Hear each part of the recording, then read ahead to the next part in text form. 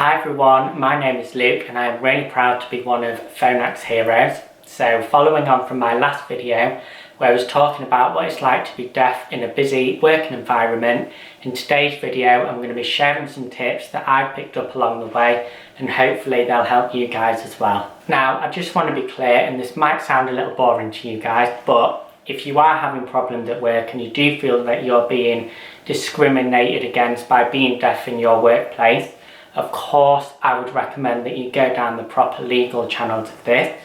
This video is just a light-hearted, bit of fun, few tips and advice that I'm going to give to you guys, and hopefully it will inspire you guys to be more confident in your place of work. Tip 1, if you're in an environment where you are facing and dealing with members of the public and you can't quite work out what it is that they're saying, don't panic.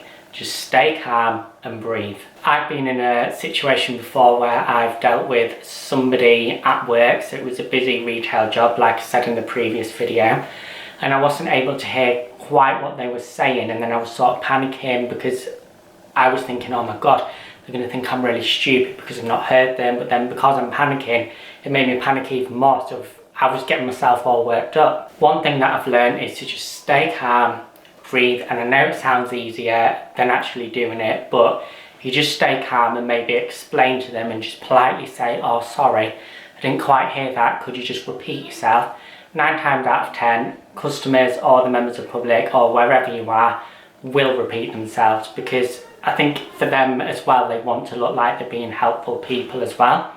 And ultimately, if you're giving them a service and you're helping them in any sort of way, then of course they're going to want the best from you. So 9 times out of 10, like I said, they will more than likely help you. If you're really struggling, then perhaps ask a colleague if they can take over and just help you out and help the customer out at the end of the day as well. Tip number 2, don't second guess things. If a colleague or a customer has asked you to do something or run an errand and you haven't quite heard what they've said, don't walk away and think, oh, did they want me to do that or did they want me to do that? I can't remember because I didn't quite hear what they wanted me to do.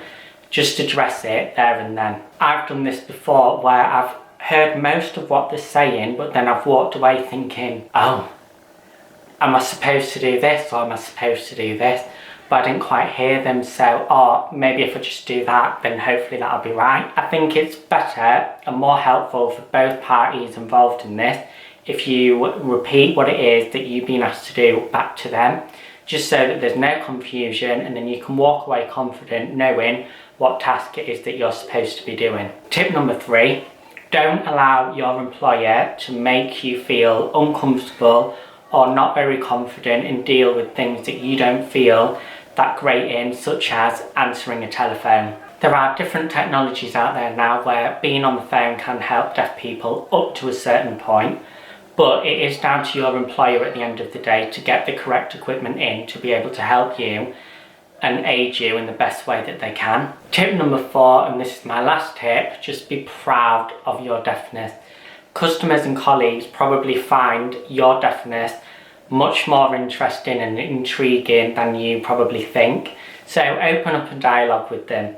Get them more deaf aware and tell them what helps you and how they can be more helpful in terms of communicating with you, and like I said, just open up a dialogue. I hope you've enjoyed these 4 tips and I hope that you found them useful. Please give this video a thumbs up if you've liked it. Don't forget to subscribe to this channel and leave me some comments down below because I would love to hear from you guys, and I will see you next time.